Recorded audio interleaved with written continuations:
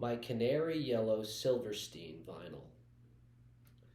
Smash apart what you create is the best line of the opening song, smashed into pieces. It is the highlight of the vinyl, but the poet has the vinyl playing here, spinning around on the vinyl player. He felt like a baby being bathed in warm water. Feels good. Poet gets confidence. You can do it. Love, love, love those beyond who you gave ill will. It's freeing.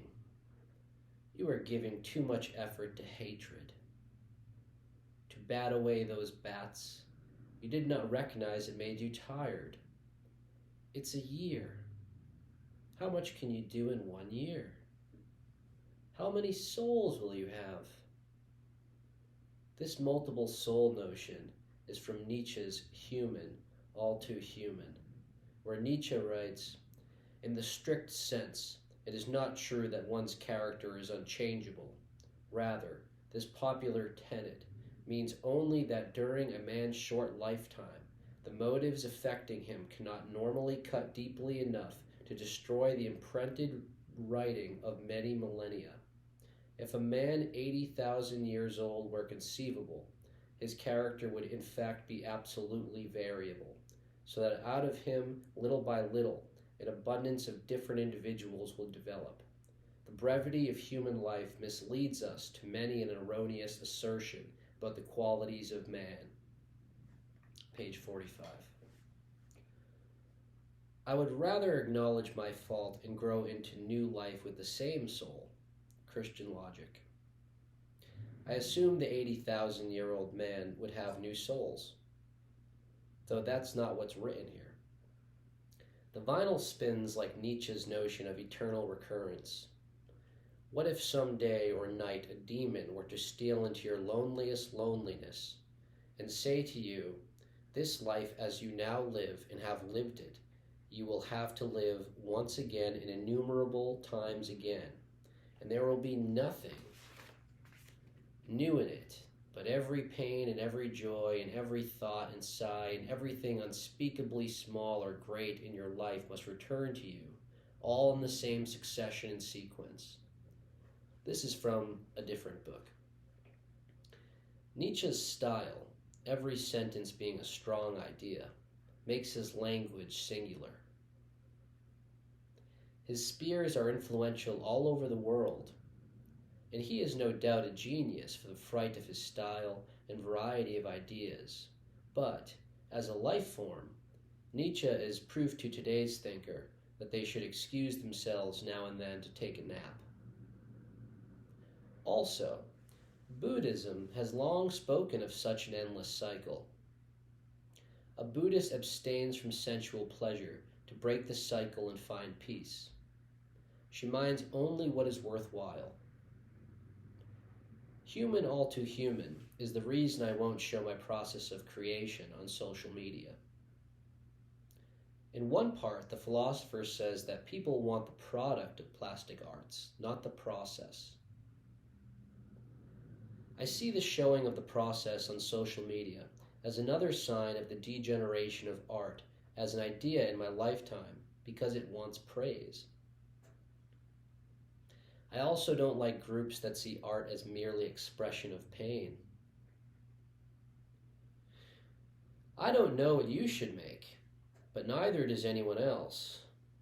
And that shouldn't turn into a support group, artists, where you're compromising privacy. Nietzsche lost his mind, you see. He foamed at the mouth. That's not pretty or cool, but I maintain philosophy is important at different times for different reasons.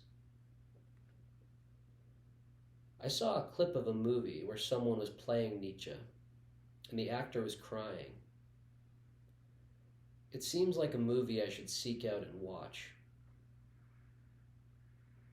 I've been drinking Coca-Cola and eating raw cookie dough. I waited for an Uber Then Robert the robot picked me up outside the building. He said, "Hello, Nicholas. How are you today?" I told the robot, "Fine," and he drove me to a friend's on Bake Ave. I told the girl her dog was not really a dog, but a person who was dressed up like a dog after she said the dog fake coughs for food. Hers was a stray and must have learned that fake cough to survive. Meanwhile, Robert the robot was feeding the ducks at Elm Park. It doesn't matter if you tip him or what he learns of you, since he doesn't have a heart, but is metal with incredible computational ability. He'll live on as 10,000 of us face planned obsolescence.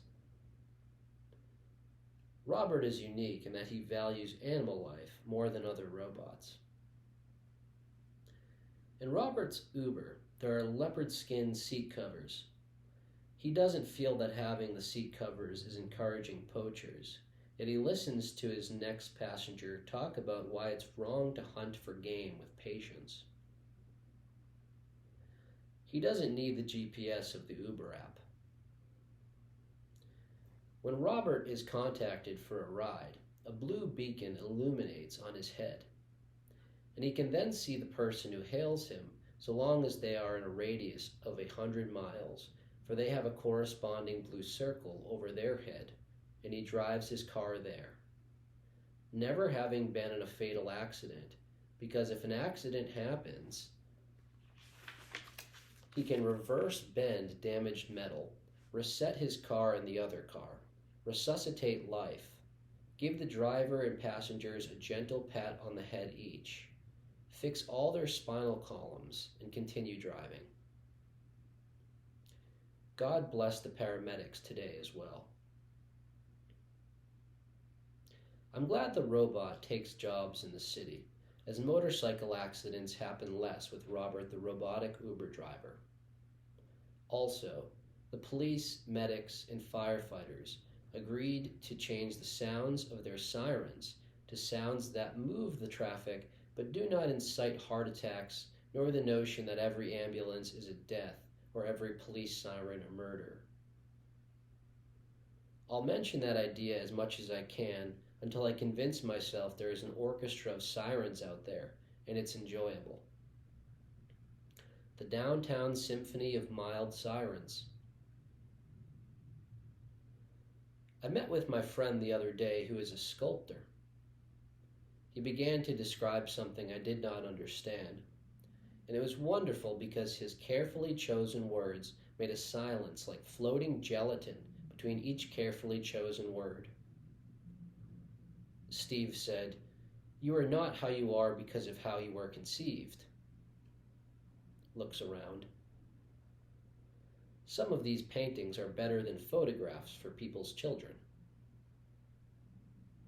This sentiment was to explain what he could not about why he makes art, and I liked to hear it.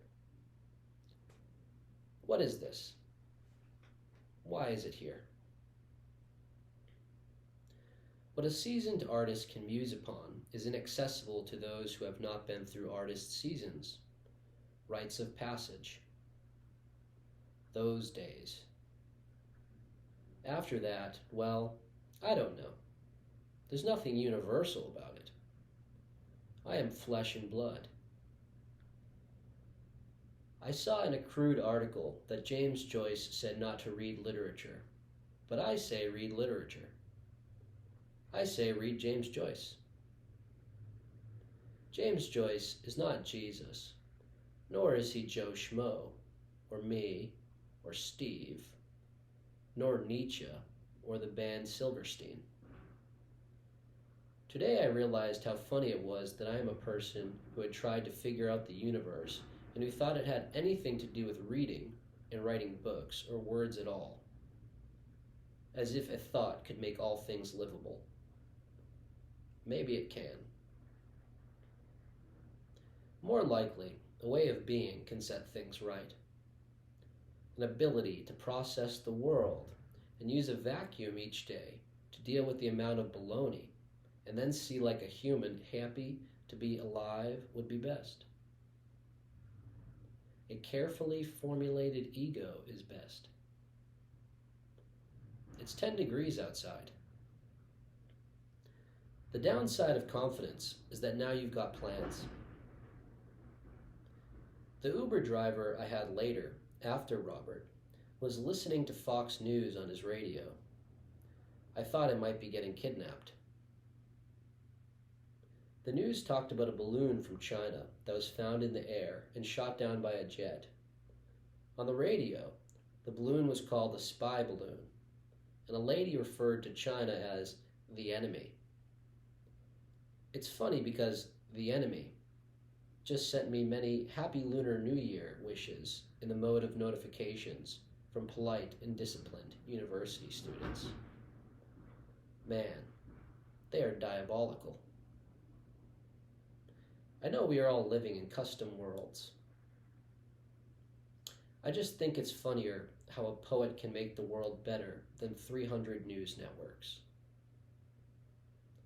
The Canary Yellow Vinyl stopped playing long ago. I will flip it to the B-side.